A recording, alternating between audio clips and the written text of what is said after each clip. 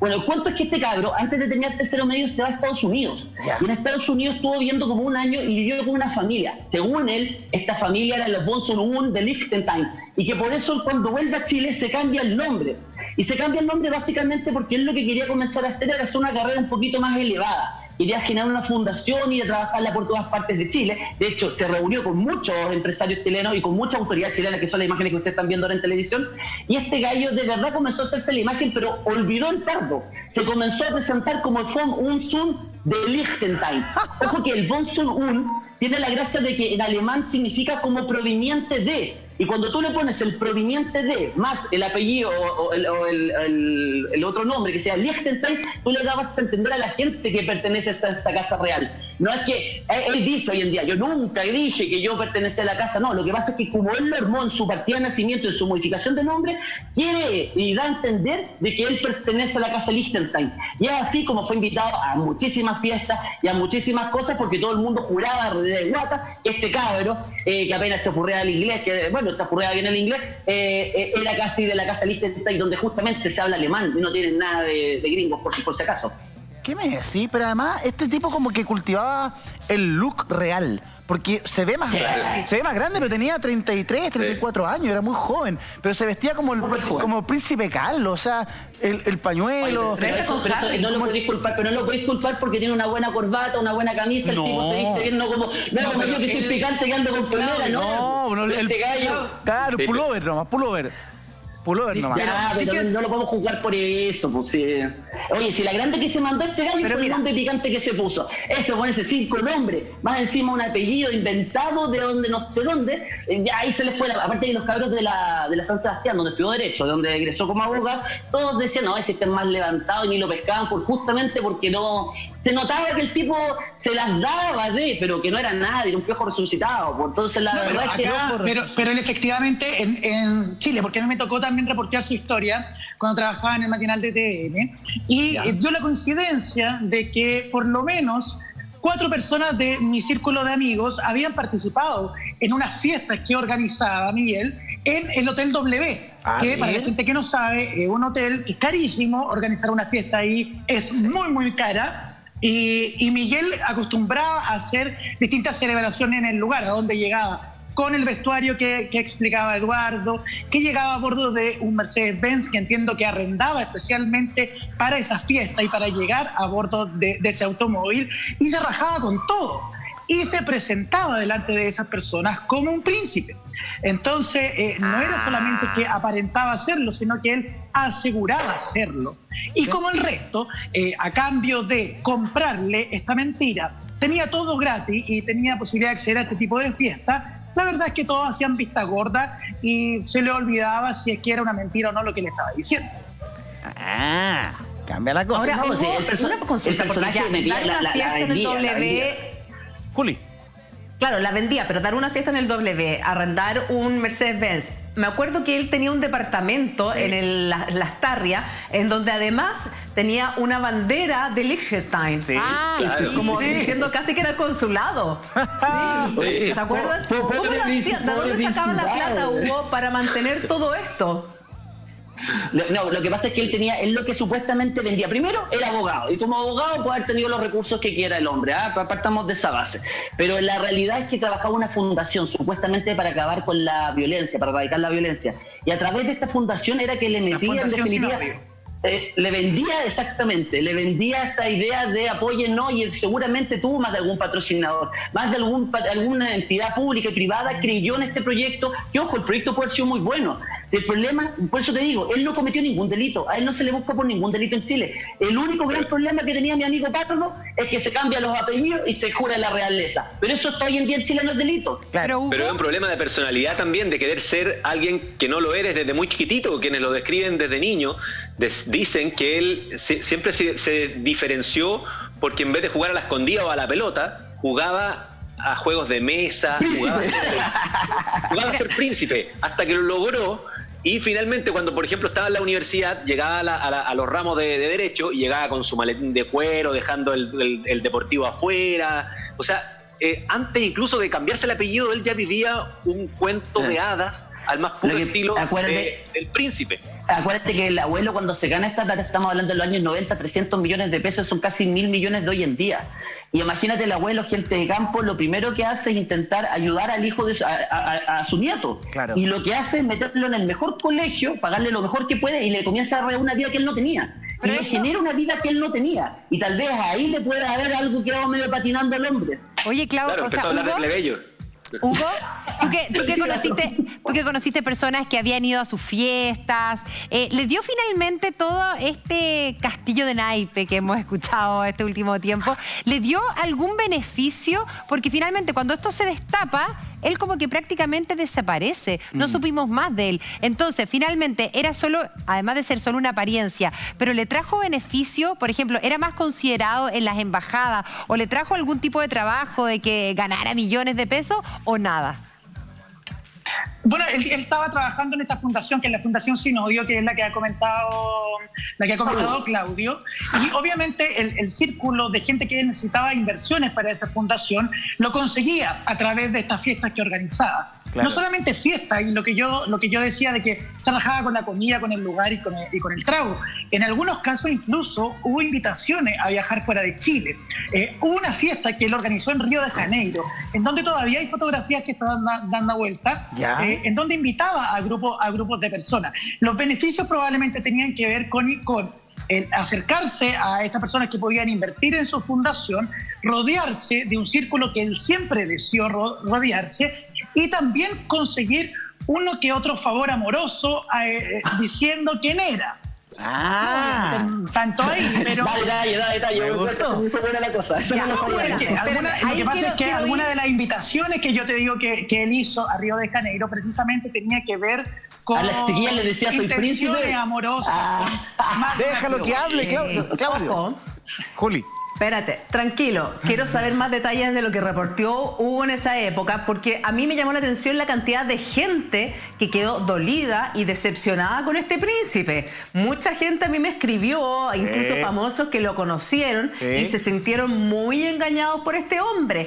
Sergio, ¿qué lleva a una persona a tratar de vivir una vida que no tiene absolutamente nada que ver con la de él? Sentir que la vida de ellos no es interesante de partida.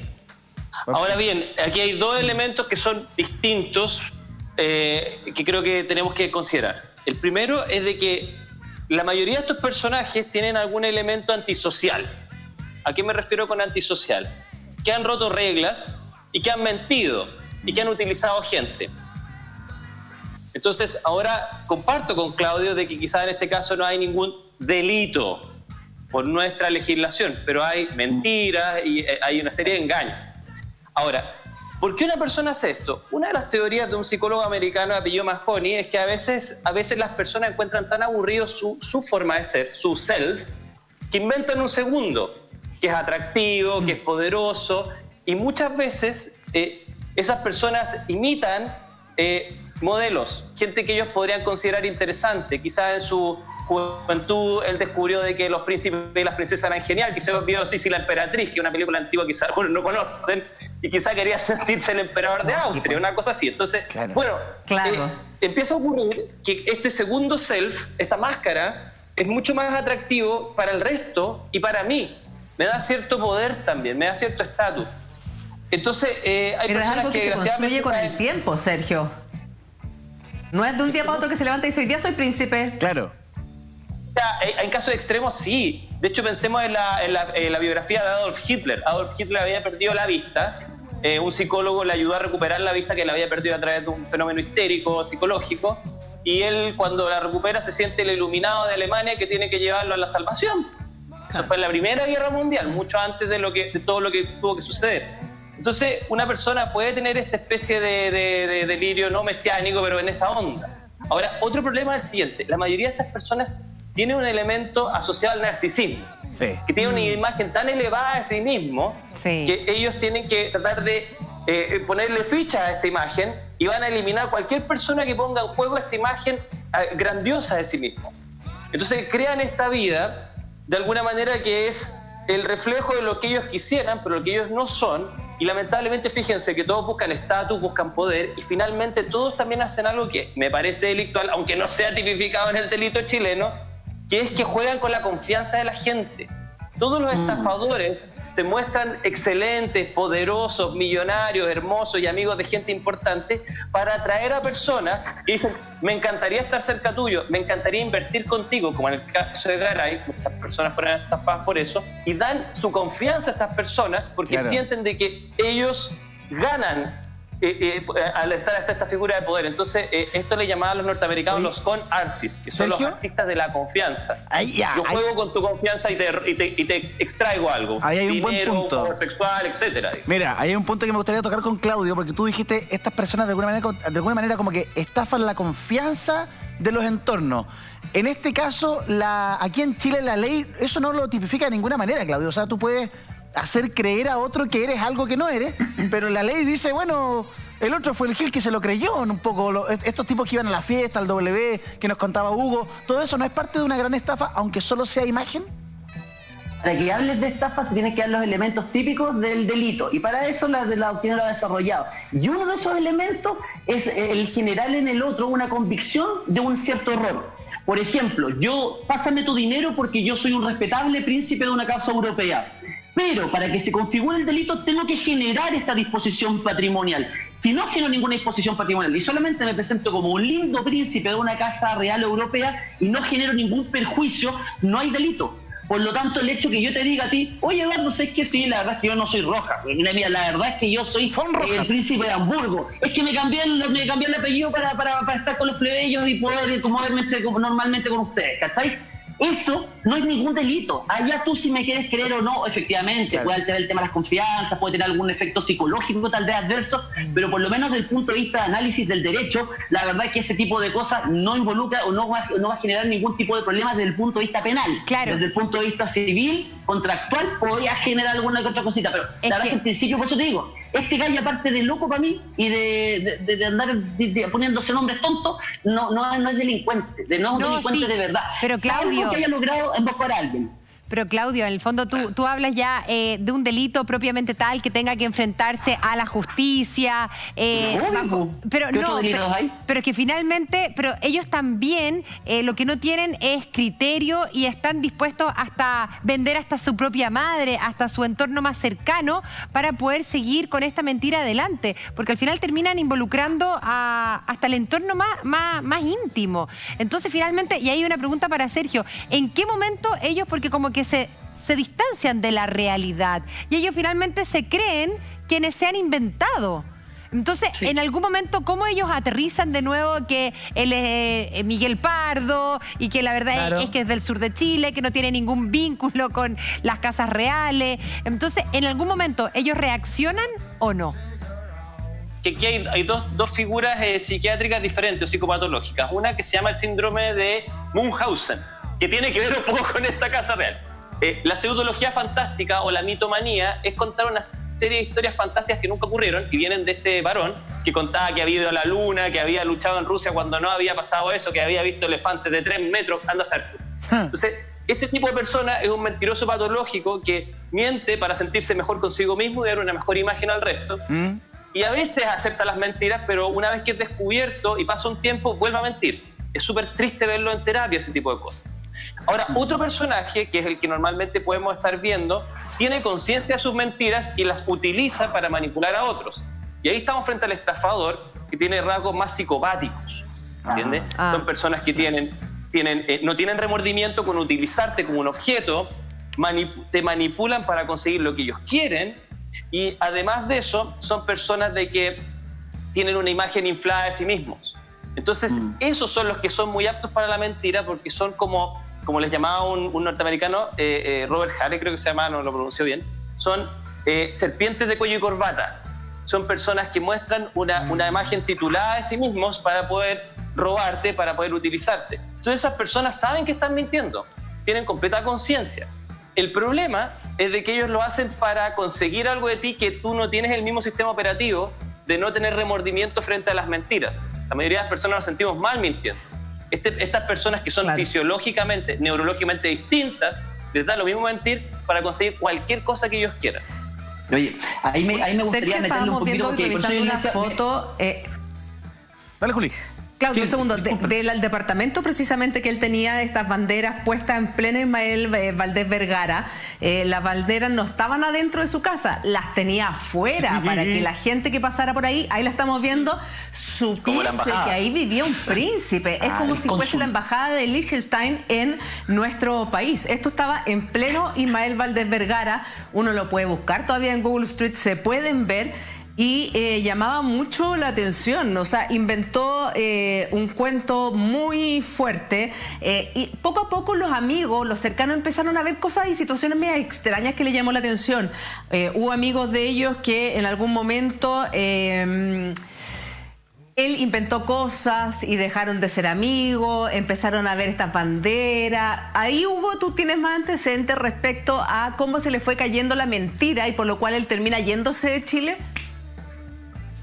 Sí, lo que pasa es que efectivamente cuando lo empiezan a ver, por ejemplo, con un auto un día, con otro auto otro día, ya no era el Mercedes-Benz, le empiezan a hacer una serie de preguntas que él no sabe responder en algún minuto. Él también, la cantidad de invitaciones que él hacía fueron bajando considerablemente. También ocurrió una situación que ahora me estoy acordando. Por ejemplo, Cristian Sánchez lo conoció. Cristian Sánchez, el animador, lo conoció y tuvo contacto directo con él. Y Miguel, en un minuto, lo invita directamente al Principado. Y le dice, quiero que me acompañes, quiero que viajes conmigo.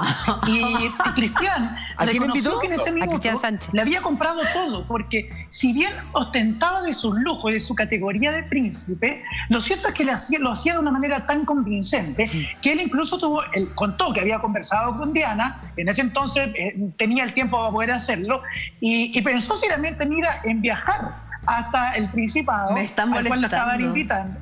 Claro, y de alguna manera cuando él seguía conversando con el falso príncipe, con Miguel, claro, como que ya la invitación no era tal, tenés que esperarte un poquito más, démosle una vuelta a esto, y ahí empiezan las sospechas, y seguramente lo que le ocurrió a Cristian le tiene que haber ocurrido a mucha gente que acostumbraba a ser parte del círculo de Miguel.